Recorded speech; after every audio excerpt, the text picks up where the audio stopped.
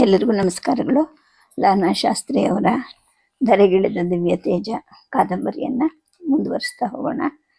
ಕಾಪಾಲಿಕರ ಮಧ್ಯದಲ್ಲಿ ಹೋಗ್ತಾರೆ ಗುರುಗಳು. ಅಲ್ಲಿ ಅವರು ಮಾಡ್ತಾ ಇರೋ ಕಾರ್ಯ ಸರಿಯಾದದ್ದಲ್ಲ ಅಂಥೇಳಿ ಎಲ್ಲವನ್ನು ತಿಳಿಸಿಕೊಡ್ತಾರೆ, ಅವರನ್ನು ಬದಲಾವಣೆ ಮಾಡ್ತಾರೆ.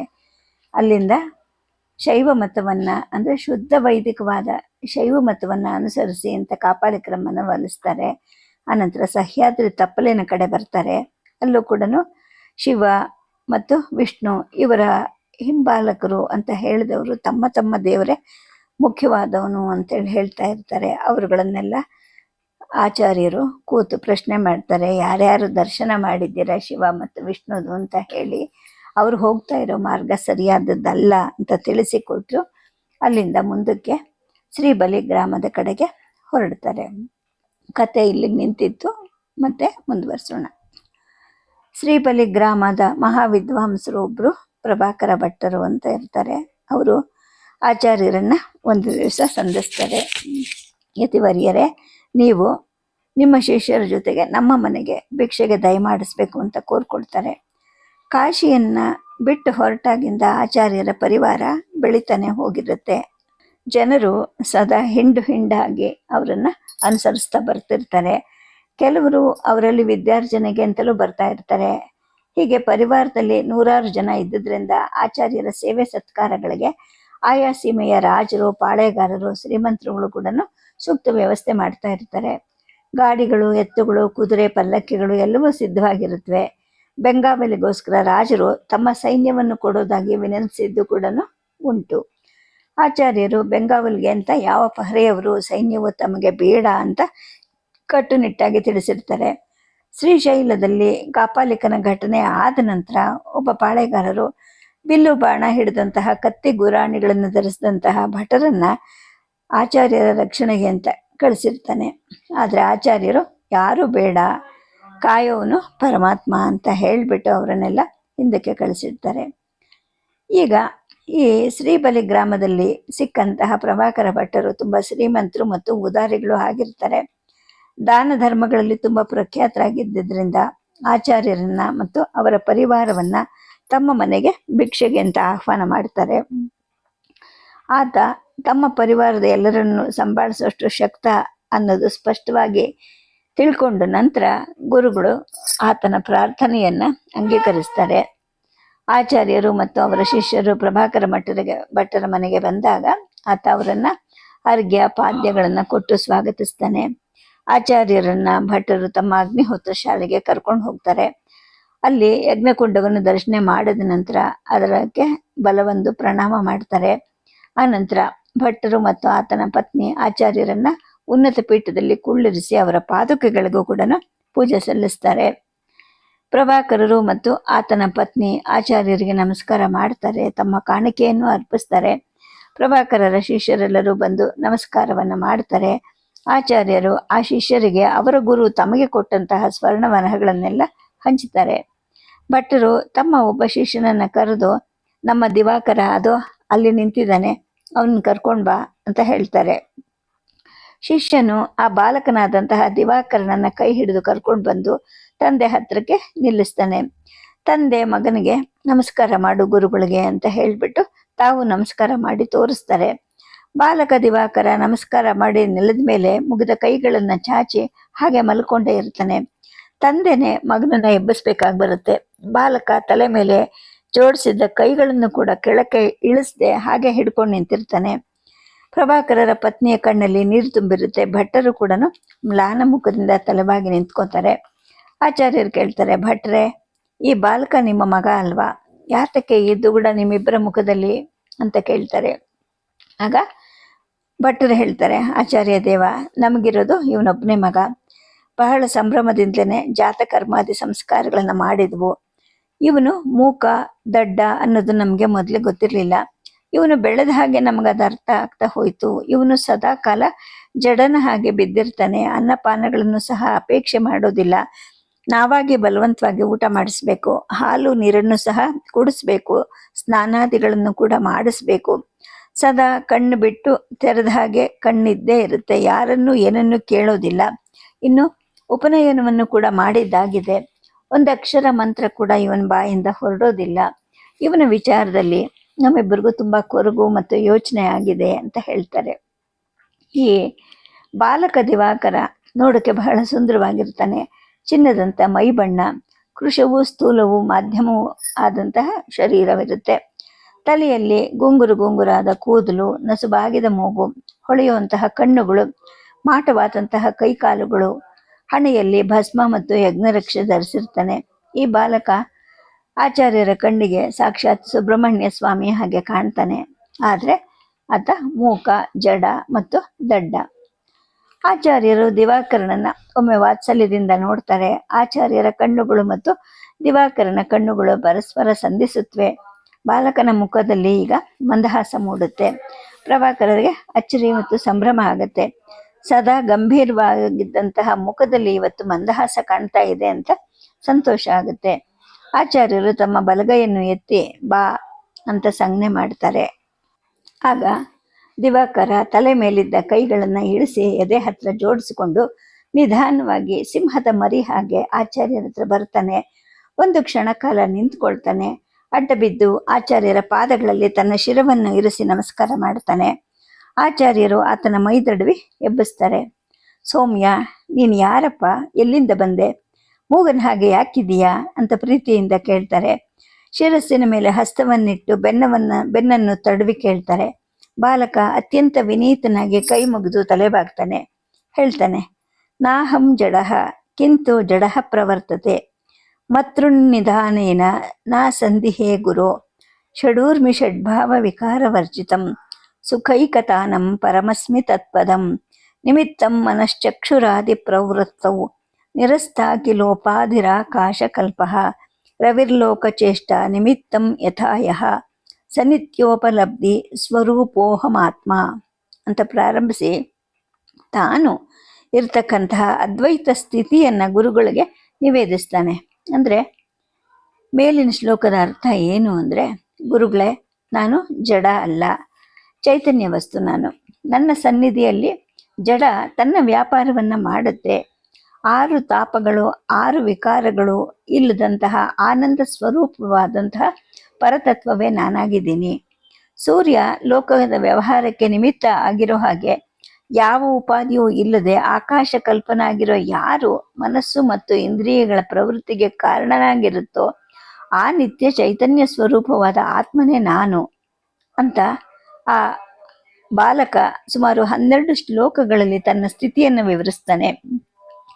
ಈ ಬಾಲಕ ದಿವಾಕರನ ಮಾತುಗಳನ್ನು ಕೇಳಿ ತಂದೆ ಪ್ರಭಾಕರ ಮತ್ತು ತಾಯಿ ಪ್ರಭಾವತಿಗೆ ಆಶ್ಚರ್ಯ ಆಗುತ್ತೆ. ತನ್ನ ಮಗ ಸಾಕ್ಷಾತ್ ಶ್ರೀ ದಕ್ಷಿಣಾಮೂರ್ತಿಯಂತೆ ಜ್ಞಾನ ಸ್ವರೂಪ, ಅದನ್ನು ತಾವು ಅರಿಲಿಕ್ಕೆ ಆಗ್ಲಿಲ್ವಲ್ಲ ಅಂತ ಅವರೆಲ್ಲರೂ ಪಶ್ಚಾತ್ತಾಪ ಪಡ್ತಾರೆ. ಸಭೆಯಲ್ಲಿದ್ದವರೆಲ್ಲರಿಗೂ ಆಶ್ಚರ್ಯ ಸಂತೋಷಗಳು ಉಂಟಾಗತ್ವೆ. ಆ ದಿನವೆಲ್ಲ ಆ ಬಾಲಕ ಶಂಕರ ಜೊತೆನೇ ಇದ್ದು ಬಿಡ್ತಾನೆ. ಶಂಕರಾಚಾರ್ಯರ ಭಿಕ್ಷೆ ಆಗೋವರೆಗೂ ಊಟ ಮಾಡೋದಿಲ್ಲ. ಸಂಜೆ ಗುರುದೇವರು ಎದ್ದು ಸ್ವಸ್ಥಾನಕ್ಕೆ ಹೊರಟಾಗ ತಾನು ಅವ್ರ ಜೊತೆ ಹೊರಡ್ತಾನೆ. ಪ್ರಭಾಕರರಾಗಲಿ ತಾಯಿ ಪ್ರಭಾವತಿ ಆಗಲಿ ಎಷ್ಟು ಕೇಳಿಕೊಂಡ್ರು ಮನೆಯಲ್ಲಿರೋಕ್ಕೆ ಆತ ಒಪ್ಪೋದಿಲ್ಲ. ಆಚಾರ್ಯರು ಪ್ರಭಾಕರನನ್ನು ಸಂತೈಸ್ತಾರೆ. ಭಟ್ಟಪಾದ್ರೆ, ಈತ ನಿಮ್ಮ ಪೂರ್ವ ಪುಣ್ಯದಿಂದ ನಿಮ್ಮ ಮಗನಾಗಿ ಹುಟ್ಟಿದ್ದಾನೆ. ಹುಟ್ಟುತ್ತಾನೆ ಜ್ಞಾನ ಸಂಪನ್ನ ಆಗಿರುವಂತಹ ಈತನಿಂದ ನಿಮಗೆ ಯಾವ ಲೌಕಿಕ ಪ್ರಯೋಜನವೂ ಕೂಡ ಇಲ್ಲ. ನಿಮಗೆ ಇನ್ನೊಬ್ಬ ಮಗ ಜನಿಸ್ತಾನೆ, ದೇವರು ಋಷಿ ಪಿತೃ ಋಣ ಎಲ್ಲವನ್ನು ಸಲ್ಲಿಸಿ ಇಚ್ಛಾಪೂರ್ಣ ಮಾಡ್ತಾನೆ. ಈತನನ್ನ ನಮಗೆ ಒಪ್ಪಿಸಿ ಅಂತ ಹೇಳ್ತಾರೆ. ಹಾಗೆ ದಿವಾಕರನ ಕಡೆಗೆ ತಿರುಗಿ, ಸೌಮ್ಯ, ಈ ದಿನ ನೀನು ಈ ಮಾತಾಪಿತರ ಜೊತೆಗೆ ಇದ್ದು ನಾಳೆ ನಮ್ಮ ಆಶ್ರಮಕ್ಕೆ ಬಾಪ್ಪ ಅಂತ ಹೇಳ್ತಾರೆ.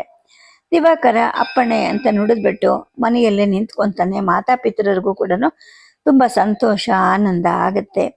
ಮರುದಿನ ದಿವಾಕರನನ್ನ ಎಲ್ಲ ಬಾಲಕರ ಹಾಗೆ ತನ್ನ ಸ್ನಾನ ಸಂಧ್ಯಾ ವಂದನೆಗಳನ್ನು ಅಗ್ನಿ ಕಾರ್ಯವನ್ನು ಮುಗಿಸ್ತಾನೆ. ತಾಯಿಗೂ ತಂದೆಗೂ ಅಭಿವಾದನವನ್ನು ಮಾಡಿ ತನ್ನ ಗುರುವಿನ ಆಶ್ರಮದ ಕಡೆಗೆ ಹೊರಡ್ತಾನೆ.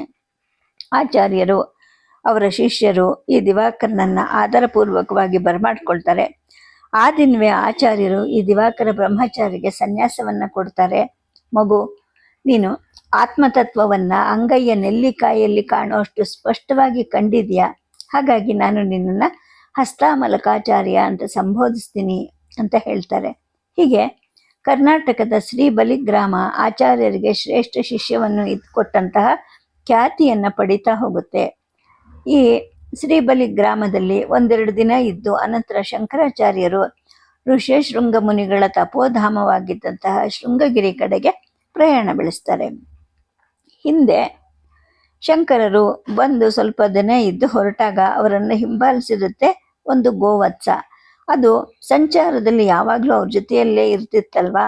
ಅದು ಆಚಾರ್ಯರ ಎಲ್ಲ ಅಮೂಲ್ಯ ಗ್ರಂಥಗಳನ್ನು ತನ್ನ ಮೇಲೆ ಧರಿಸಿ ಈಗ ಸದಾ ಮುಂದೆ ಮುಂದೆ ಹೋಗ್ತಾ ಇತ್ತು. ಅದು ವೃಷಭರಾಜ ಅಂತಲೇ ಹೆಸರಾಗಿತ್ತು. ಅದರ ಹಿಂದೆ ಸದಾಶಿವ ಪರಮೇಶ್ವರರು, ಆಚಾರ್ಯರು, ಅನಂತರ ಪದ್ಮಪಾದರರು, ಸುರೇಶ್ವರರು, ಹಸ್ತಾಮಲಕರು ಮತ್ತಿತರ ಸನ್ಯಾಸಿಗಳಿರ್ತಾರೆ. ಅವರೆಲ್ಲರ ಹಿಂಬದಿಗೆ ಉಳಿದವರು ಗಾಡಿಗಳಲ್ಲಿ, ಪಲ್ಲಕ್ಕಿಗಳಲ್ಲಿ, ಒಮ್ಮೊಮ್ಮೆ ಗಾಡಿ ಪಲ್ಲಕ್ಕಿಗಳ ಮುಂದೆ ಸಾಗಿ ಮುಂದಿನ ಮಜಲುಗಳಲ್ಲಿ ಬೀಡ್ಬಿಡ್ತಿದ್ದು ಕೂಡ ಉಂಟು. ಈಗ ಇವರ ಈ ಗುಂಪು ಶೃಂಗಗಿರಿ ಕಡೆ ಬಂದಾಗ ಆ ವೃಷಭರಾಜನ ಉತ್ಸಾಹ, ಸಂಭ್ರಮ ಉಕ್ಕೇರುತ್ತೆ. ಅದು ಸರಸರನೆ ಹೆಜ್ಜೆ ಹಾಕುತ್ತೆ, ಬೇರೆ ನಡೆಯುತ್ತೆ. ಈ ಯಾತ್ರಿಕರ ತಂಡ ಶೃಂಗಗಿರಿ ಕಡೆ ಬರುವಾಗ ಸಂಧ್ಯಾಕಾಲ ಸಮೀಪಿಸ್ತಾ ಇರುತ್ತೆ. ಬ್ರಹ್ಮಚಾರಿಯಾದಂತಹ ಗಿರಿ ಮತ್ತು ಆತನ ಸಹಮಿತ್ರರು ಕೆಲವರು ತುಂಗಾ ಸ್ನಾನವನ್ನು ಮಾಡಿ ವಿಭಾಂಡಕೇಶ್ವರನಿಗೆ ಸಂಧ್ಯಾ ಪೂಜಾಭಿಷೇಕಕ್ಕೆ ಅಗ್ರೋದಕವನ್ನು ತಗೊಂಡು ಗುಡ್ಡವನ್ನು ಸಮೀಪಿಸ್ತಾ ಇರ್ತಾರೆ. ಆಗ ವೃಷಭರಾಜ ಓಡೋಡಿ ಬಂದು ಅವರ ಮುಂದೆ ನಿಂತ್ಕೊಳ್ಳುತ್ತೆ. ಅದರ ಬೆನ್ನ ಮೇಲೆ ಗ್ರಂಥದ ಹೊರೆ ಇರುತ್ತೆ. ಹಿಂದೆ ಜನ ಯಾರೂ ಕಾಣ್ತಾ ಇಲ್ಲ. ಈ ವೃಷಭ ಗುಡ್ಡದ ತುದಿಯಲ್ಲಿರುವ ಈಶ್ವರ ಲಿಂಗದ ಕಡೆ ಮುಖ ಮಾಡಿ ಪದೇ ಪದೇ ತಲೆಯನ್ನು ಬಾಗಿಸ್ತಿರುತ್ತೆ. ಗಿರಿಗೆ ಅದನ್ನು ನೋಡಿ ಆಶ್ಚರ್ಯ ಆಗುತ್ತೆ. ಜಲಭಾಂಡವನ್ನು ಇಳಿಸ್ತಾನೆ, ಬಂಡೆ ಮೇಲಿಟ್ಟು ಆ ವೃಷಭದ ಮೈದಡುತ್ತಾನೆ. ಅದರ ಬೆನ್ನ ಮೇಲಿದ್ದ ಭಾರವನ್ನು ಇಳಿಸಿ ಬಂಡೆ ಮೇಲಿಡ್ತಾನೆ. ಕೂಡಲೇ ಆ ವೃಷಭ ನೆಲದ ಮೇಲೆ ಮೈ ಚಾಚಿ ಈಶ್ವರನಿಗೆ ನಮಸ್ಕರಿಸುತ್ತೆ. ಸ್ವಲ್ಪ ಹೊತ್ತಿಗೆ ಅಲ್ಲಿಗೆ ಆಚಾರ್ಯ ಶಂಕರರು ಮತ್ತು ಅವರ ಶಿಷ್ಯರು ಒಬ್ಬೊಬ್ಬರಾಗಿ ಆಗಮಿಸ್ತಾರೆ. ಗಿರಿಗೆ ಆಶ್ಚರ್ಯ ಆಗುತ್ತೆ. ಇಷ್ಟೊಂದು ಯತಿಗಳು ಯಾರಿರಬಹುದು? ಎಷ್ಟೋ ವರ್ಷಗಳ ಹಿಂದೆ ಒಂದೆರಡು ಮುಖವನ್ನು ಕಂಡ ಹಾಗಿದೆ ಅಂತ ಅಂದ್ಕೊಳ್ತಾನೆ. ಶಂಕರರು ಸಮೀಪಿಸ್ತಿದ್ದ ಹಾಗೆ ಗಿರಿ ಸಾಷ್ಟಾಂಗ ಪ್ರಣಾಮವನ್ನು ಮಾಡಿ ಕೈ ಮುಗಿದು ವಿನಯದಿಂದ ನಿಂತ್ಕೊಳ್ತಾನೆ. ಆಚಾರ್ಯರು ಕೇಳ್ತಾರೆ, ಏನಪ್ಪ ವತ್ಸ, ನೀನು ಗಿರಿ ಅಲ್ವಾ? ಚೆನ್ನಾಗಿದೆಯಾ? ಜಪಾನುಷ್ಠಾನ, ಈಶ್ವರ ಸೇವೆ ಎಲ್ಲ ಚೆನ್ನಾಗಿ ನಡೀತಾ ಇದೆಯಾ ಅಂತ ಕೇಳ್ತಾರೆ. ಗಿರಿಗೆ ತಕ್ಷಣ ನೆನಪಾಗತ್ತೆ, ಸುಮಾರು 10-12 ವರ್ಷದ ಹಿಂದೆ ಬಂದಿದ್ದಂತಹ ಬಾಲ ಸನ್ಯಾಸಿಗಳಿವರು ಅನ್ನೋದು ಅರ್ಥವಾಗುತ್ತೆ. ಅವನು ಮತ್ತೊಮ್ಮೆ ನಮಸ್ಕಾರ ಮಾಡ್ತಾನೆ. ಯತಿದೇವರೇ, ತಮ್ಮ ಆಶೀರ್ವಾದದಿಂದ ಜಪ ಅನುಷ್ಠಾನಗಳು ಚೆನ್ನಾಗಿ ನಡೀತಾ ಇವೆ ಅಂತ ವಿನಂತಿಸ್ಕೊತಾನೆ. ಆಚಾರ್ಯರು ಹೇಳ್ತಾರೆ, ಗಿರಿ, ನಾವು ಸ್ವಲ್ಪ ಕಾಲ ಇಲ್ಲೇ ಇರ್ತೀವಿ. ಈ ಸ್ಥಳೀಕನಾದಂತಹ ನೀನು ಮತ್ತು ನಿನ್ನ ಸ್ನೇಹಿತರು ನಮಗೆ ಸಹಕಾರ ನೀಡಬೇಕು ಅಂತ ಹೇಳ್ತಾರೆ. ಗಿರಿ ತಲೆಬಾಗಿ ಹೇಳ್ತಾನೆ, ಯತಿವರ್ಯರೇ, ಇದೆಲ್ಲವೂ ನಿಮ್ಮದೇ ಆಗಿದೆ.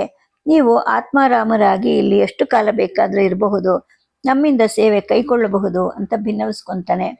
ಆ ಸುತ್ತಮುತ್ತ ಇದ್ದಂತಹ ವಿದ್ವಾಂಸರು, ಸಾಧಕರು ಆಚಾರ್ಯರನ್ನ ಗೌರವದಿಂದ ಸ್ವಾಗತಿಸ್ತಾರೆ. ತುಂಗಾ ತೀರದಲ್ಲಿ ಹಲವಾರು ಪರ್ಣಕುಟಿಗಳು ನಿರ್ಮಾಣವಾಗತ್ವೆ. ಆಚಾರ್ಯರ ಜೊತೆನೇ ಬಂದಿದ್ದಂತಹ ಉಭಯ ಭಾರತಿ ದೇವಿಯವರಿಗೆ ತುಂಗೆಯ ಉತ್ತರದ ದಡದಲ್ಲಿ ಒಂದು ಗುಹೆ ಇರುತ್ತೆ. ಅದನ್ನು ತೆರವು ಮಾಡಿ ಆಕೆಗೆ ಸಿದ್ಧ ಮಾಡ್ತಾರೆ. ಶಂಕರಾಚಾರ್ಯರು ಮತ್ತು ಅವರ ಶಿಷ್ಯರು ಶೃಂಗೇರಿಯಲ್ಲಿ ಇದ್ದುಕೊಂಡು ಜಪ, ತಪ, ಗ್ರಂಥ ರಚನೆ, ಅಧ್ಯಯನ, ಅಧ್ಯಾಪನಗಳನ್ನು ಮಾಡೋದು ಅಂತ ನಿರ್ಧಾರ ಮಾಡಿಕೊಳ್ತಾರೆ. ಶಂಕರರು ತಮ್ಮ ಶಿಷ್ಯರಿಗೆ ಮತ್ತಿತರ ಶ್ರೋತೃವರ್ಗದವರಿಗೆ ನಿತ್ಯವೂ ಭಾಷ್ಯ ಪಾಠ ಮಾಡ್ತಾ ಇರ್ತಾರೆ. ಪಾಠವಾದ ನಂತರ ಪ್ರಶ್ನೋತ್ತರದ ಕಾರ್ಯಕ್ರಮವೂ ಇರುತ್ತೆ. ವಿಶೇಷವಾಗಿ ಹಸ್ತಾಮಲಕರು ಮೌನವಾಗೇ ಇರ್ತಾರೆ. ಯಾವಾಗಲಾದರೂ ಒಮ್ಮೆ ಮಾತ್ರ ಮಾತಾಡ್ತಾ ಇರ್ತಾರೆ. ಸುರೇಶ್ವರರು, ಸನಂದನರು ತಮ್ಮ ಮತ್ತು ಇತರ ಎಲ್ಲ ಶಿಷ್ಯರ ಪರವಾಗಿ ಪ್ರಶ್ನೆಗಳನ್ನು ಹಾಕ್ತಾ ಇರ್ತಾರೆ. ಸದಾಶಿವ, ಪರಮೇಶ್ವರ, ಗಿರಿ ಇವರು ಏನನ್ನು ಕೇಳ್ತಾ ಇರೋದಿಲ್ಲ. ಸಮಚಿತ್ತರಾಗಿ ಕೂತು ಗುರುಗಳು ಹೇಳೋದನ್ನ ಆಲಿಸ್ತಾ ಇರ್ತಾರೆ. ಹೀಗೇನೆ ಸುಮಾರು 1-2 ವರ್ಷ ಕಳೆದಿರುತ್ತೆ. ಕೆಲವರಿಗೆ ಆಚಾರ್ಯರ ಭಾಷ್ಯಗಳಿಗೆ ಯಾರಾದರೂ ವಾರ್ತಿಕಗಳನ್ನು ಬರೆದ್ರೆ ಮುಮುಕ್ಷುಗಳಿಗೆ ಹೆಚ್ಚು ಉಪಯೋಗ ಆಗುತ್ತೆ ಅನಿಸುತ್ತೆ. ಮೂಲ ಗ್ರಂಥದ ವ್ಯಾಖ್ಯಾನದ ಜೊತೆಗೇನೆ ಇತರ ಮತದ ವಿಚಾರ ವಿಮರ್ಶೆನೂ ಇರೋದ್ರಿಂದ ವಾರ್ತಿಕದ ರಚನೆ ತೀರಾ ಅವಶ್ಯಕ ಅಂತ ಅವರು ಭಿನ್ನವಿಸ್ತಾರೆ. ಇಷ್ಟೊತ್ತಿಗೆ ಸುರೇಶ್ವರರು ಉತ್ತರ ಮೀಮಾಂಸಾ ಮತ್ತು ವೇದಾಂತ ಶಾಸ್ತ್ರವನ್ನು ಶಂಕರರಲ್ಲಿ ಪೂರ್ಣವಾಗಿ ಅಧ್ಯಯನ ಮಾಡಿರ್ತಾರೆ. ಸನಂದನರು ಕೂಡ ವೇದಾಂತ ಶಾಸ್ತ್ರವನ್ನು 2-3 ಸಲ ಶಂಕರರಲ್ಲಿ ಅಧ್ಯಯನ ಮಾಡಿರ್ತಾರೆ. ವಾರ್ತಿಕಗಳನ್ನು ರಚಿಸಕ್ಕೆ ಪೂರ್ವ ಮೀಮಾಂಸಾ ಶಾಸ್ತ್ರ ಪರಿಚಯ ಇದ್ದಲ್ಲಿ ತುಂಬ ಉಪಯುಕ್ತ ಆಗುತ್ತೆ ಅನ್ನೋ ಒಂದು ಭಾವನೆಯಿಂದ ಆಚಾರ್ಯರು ಈ ವಾರ್ತಿಕಗಳ ರಚನೆಯನ್ನ ಸುರೇಶ್ವರರಿಗೆ ವಹಿಸಬೇಕು ಅಂತ ಅಂದ್ಕೊಳ್ತಾರೆ. ಆದರೆ ಸನಂದನರಿಗೆ ಮತ್ತಿತರ ಸನ್ಯಾಸಿಗಳಿಗೆ ಈ ವಿಚಾರದಲ್ಲಿ ಸಹಮತ ಇರೋದಿಲ್ಲ. ಸದಾಶಿವ ಮತ್ತು ಪರಮೇಶ್ವರರು ಸಹ ಸೂತ್ರ ಭಾಷ್ಯ ವಾರ್ತಿಕವನ್ನು ಬರೆಯಕ್ಕೆ ಸನಂದನರೇ ಸಮರ್ಥರು ಅಂತ ನಂಬಿರ್ತಾರೆ. ಆಚಾರ್ಯರು ನಿಧಾನವಾಗಿ ತಮ್ಮ ಶಿಷ್ಯರ ಮನಸ್ಸನ್ನ ಸೂಕ್ಷ್ಮವಾಗಿ ಗ್ರಹಿಸ್ತಾರೆ. ತಮ್ಮ ಶಿಷ್ಯರನ್ನೆಲ್ಲ ಕರೀತಾರೆ. ಸೂತ್ರ ಭಾಷ್ಯಕ್ಕೆ ವಾರ್ತಿಕವನ್ನು ರಚಿಸಕ್ಕೆ ಯಾರು ಸಮರ್ಥರು ಅಂತ ಪ್ರಶ್ನೆ ಮಾಡ್ತಾರೆ. ಬಹಳಷ್ಟು ಜನ ಸನಂದನರ ಹೆಸರನ್ನ ಮುಂದಿಡ್ತಾರೆ. ಆದರೆ ಸನಂದನರು ಹಸ್ತಾಮಲಕರನ್ನು ಸೂಚಿಸ್ತಾರೆ.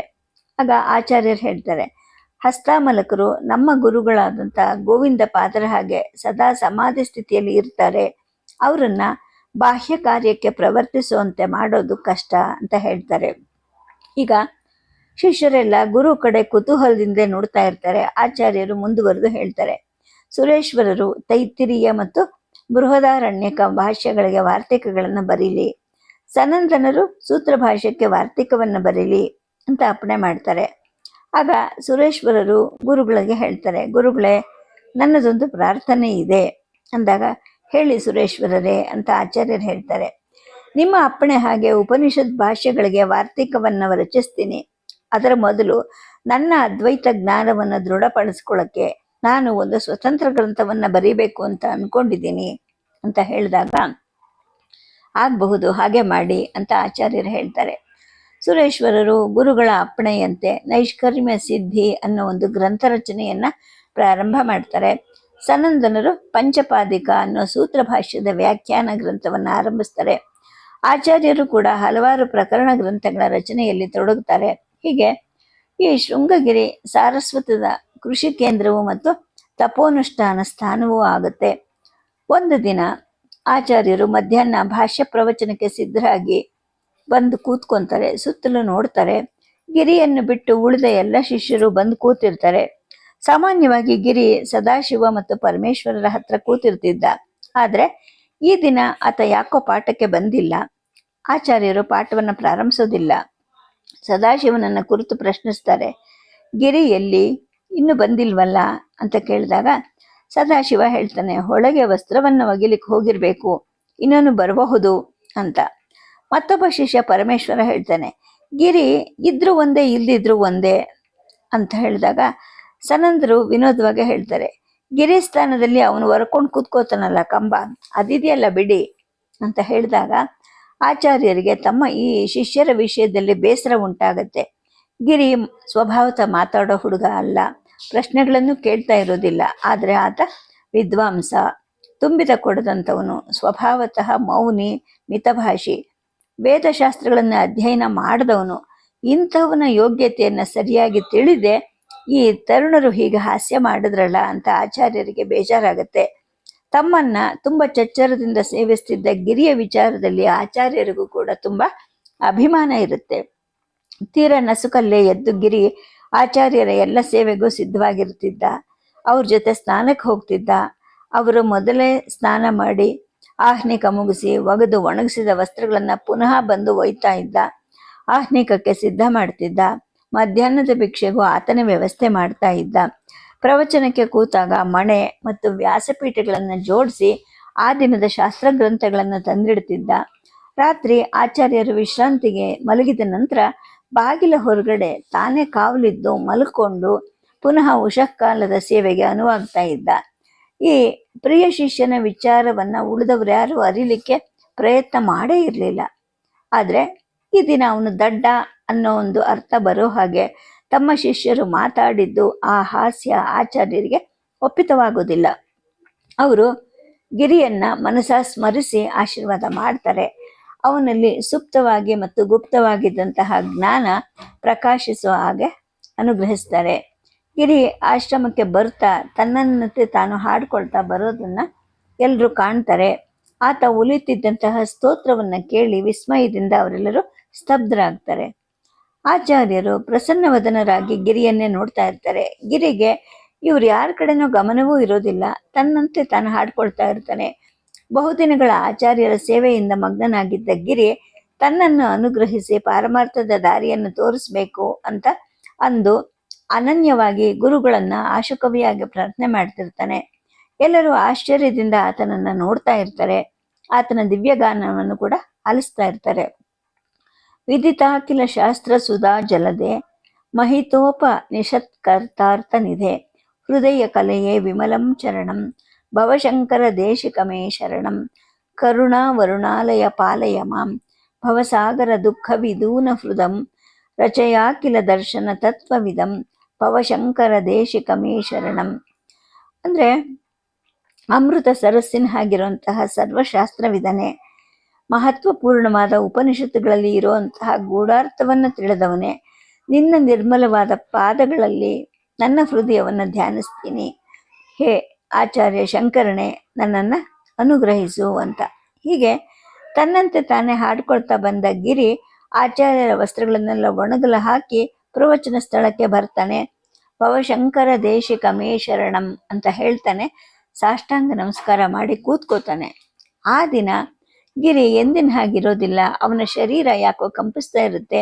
ಹರ್ಷೋನ್ಮಾದದಿಂದ ಮೈ ಕೂದಲೆಲ್ಲ ನೆಟ್ಟಗಾಗ್ತಾ ಇರುತ್ತವೆ. ಕಣ್ಣುಗಳು ಕಾಂತಿಯಿಂದ ಬೆಳಗ್ತಾ ಇರುತ್ತವೆ. ಅವನು ಭವಶಂಕರ ದೇಶಿಕಮೇ ಶರಣಂ ಅಂತ ಹೇಳ್ಕೊಳ್ತಾನೆ ಇರ್ತಾನೆ.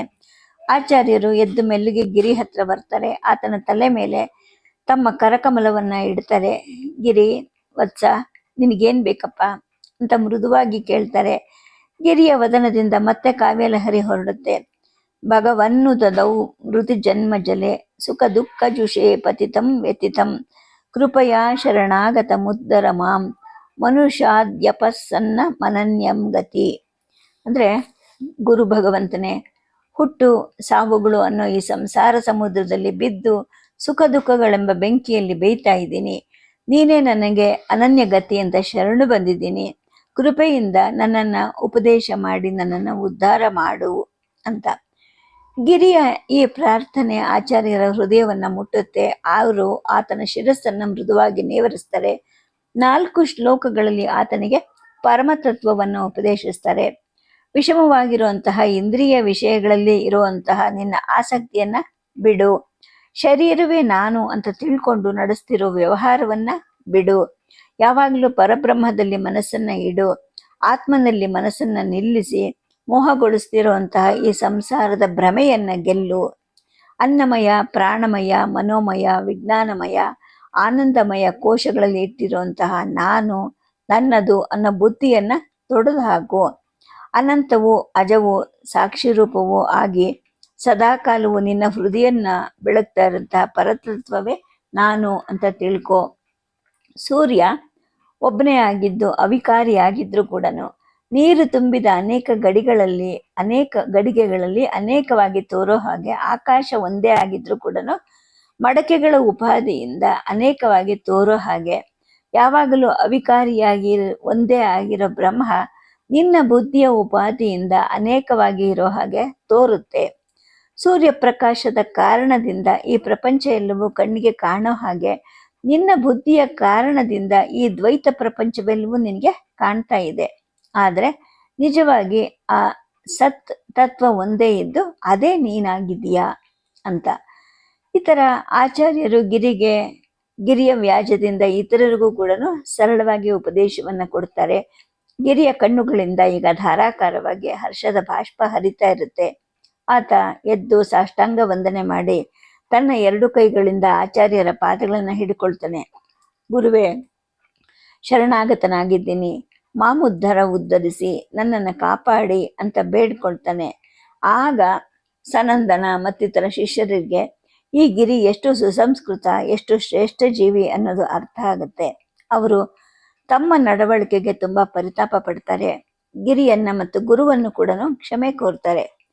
ಗಿರಿ ಹಾಡಿದ ಈ ಸ್ತೋತ್ರ ತೋಟಕ ವೃತ್ತದಲ್ಲಿರುತ್ತೆ. ಎಲ್ಲರ ಬಾಯಲ್ಲೂ ಆ ಸ್ತೋತ್ರ ಗುಯ್ಗುಟ್ತಾ ಇರುತ್ತೆ. ಆಶ್ರಮದಲ್ಲಿ ಎಲ್ಲ ಕಡೆನೂ ಆ ಸ್ತೋತ್ರ ಪ್ರತಿಧ್ವನಿಸ್ತಾ ಇರುತ್ತೆ. 1-2 ದಿನಗಳ ನಂತರ ಶಂಕರರು ಶೃಂಗಗಿರಿಯ ಈ ಆನಂದಗಿರಿ ಶರ್ಮನಿಗೆ ಸನ್ಯಾಸವನ್ನ ಕೊಡ್ತಾರೆ. ಶ್ರೀ ತೋಟಕಾಚಾರ್ಯ ಅಂತ ನಾಮಕರಣವನ್ನು ಮಾಡ್ತಾರೆ. ಈ ತೋಟಕಾಚಾರ್ಯರು ಯುಗಾವತಾರಿಯಾದ ಶ್ರೀ ಶಂಕರರಿಗೆ ಕರ್ನಾಟಕವು ಕೊಟ್ಟಂತಹ 2ನೇ ಕಾಣಿಕೆ. ತೋಟಕರು ಸಹ ಹಸ್ತಾಮಲಕರ ಹಾಗೇನೆ ಸದಾ ಆತ್ಮರತರಾಗಿರ್ತಾರೆ. ಶಂಕರಾಚಾರ್ಯರು ಬೋಧಿಸ್ತಿದ್ದಂತಹ ಅದ್ವೈತ ತತ್ವಕ್ಕೆ ಪ್ರತ್ಯಕ್ಷ ನಿದರ್ಶನ ಆಗಿರ್ತಾರೆ. ತೋಟಕರು ತಾವು ಸನ್ಯಾಸಿಯಾದ ನಂತರವೂ ಕೂಡ ಗುರುಗಳ ಸೇವೆಯನ್ನು ಬೇರೆ ಯಾರಿಗೂ ವಹಿಸದೆ ತಾವೇ ಮಾಡ್ತಾ ಇರ್ತಾರೆ. ಹೀಗೆ ಗುರುಭಕ್ತಿ ಮತ್ತು ಗುರು ಸೇವೆನೇ ಅವರ ಭಕ್ತಿಯೋಗ ಮತ್ತು ಕರ್ಮಯೋಗವೂ ಕೂಡ ಆಗಿರುತ್ತೆ. ಶಂಕರಾಚಾರ್ಯರ ಸನ್ನಿಧಿಯಲ್ಲಿ ಶೃಂಗಗಿರಿಯಲ್ಲಿ ಗ್ರಂಥ ರಚನೆ ಸಾಗ್ತಾ ಇರುತ್ತೆ, ಅಧ್ಯಯನ ಮುಂದುವರಿತಾ ಇರುತ್ತೆ. ಹಾಗೆಯೇ ಭಾಷ್ಯ ಗ್ರಂಥಗಳ ಪ್ರವಚನವೂ ಕೂಡ ಸಾಗ್ತಾ ಇರುತ್ತೆ. ಸದ್ಯಕ್ಕೆ ಕಥೆಯನ್ನು ನಿಲ್ಲಿಸಿರ್ತೀನಿ. ನಮಸ್ಕಾರ.